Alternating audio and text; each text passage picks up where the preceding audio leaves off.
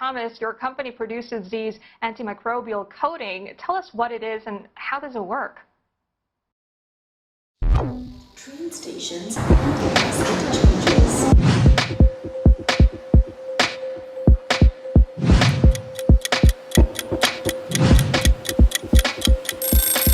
So the train had just pulled up at the station, and in fact they're getting passengers back in again. So that's why you got to clean super fast.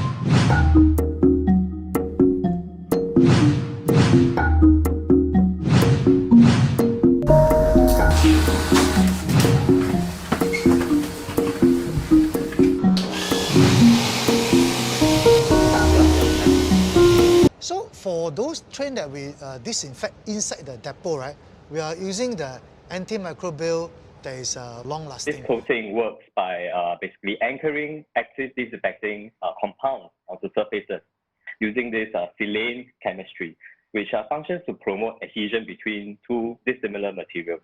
So specific to our product, it does contain an active disinfectant ingredient, benzalkonium chloride, which is effective against coronaviruses, and it starts to disinfect the moment it's applied to our surfaces.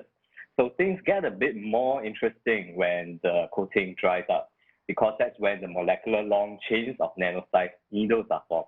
So that's when bacteria or viruses get onto these coated surfaces. They are extracted by the coating's core into these nano needles, and these needles basically make holes in these microbes and killing them. Can last about 180 days. Disinfecting coating that destroys germs. Such antimicrobial coatings are one. It's a physical rupture of the germs. Antimicrobial coatings are all the rage now.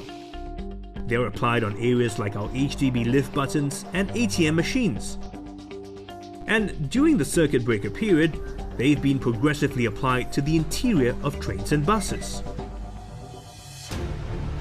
The antimicrobial coating works like a shield.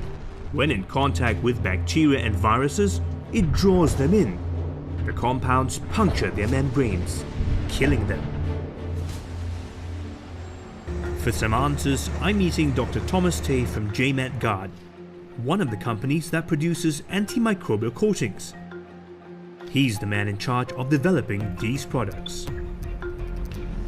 From the results, we see that majority of the surfaces are actually in the passing range for the ATP results that we gathered. Wow, okay. How does that range work?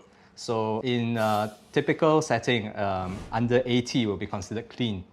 Whereas let's say you have a reading of from 80 to 200, it's considered cautionary kind of readings. Above 200 will be considered dirty, and so we need to increase the frequency of cleaning as there are increased risks of contamination from disease-causing microorganisms. These levels are based on our device manufacturer's recommendation. So what were the results like? We did an average of the ATP readings. So for the bus stop buttons, we saw that it was around 20 plus.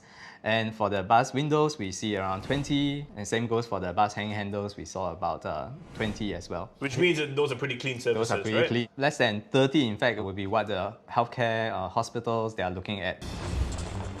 ATP is a molecule that carries energy within living cells. Its measurement is RLU, relative light units.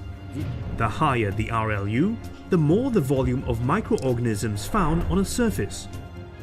While it cannot directly identify if there are traces of coronavirus, the microorganisms count works as a proxy. The lower the amount of microorganisms, the less likelihood there is for the coronavirus to be found on the surface.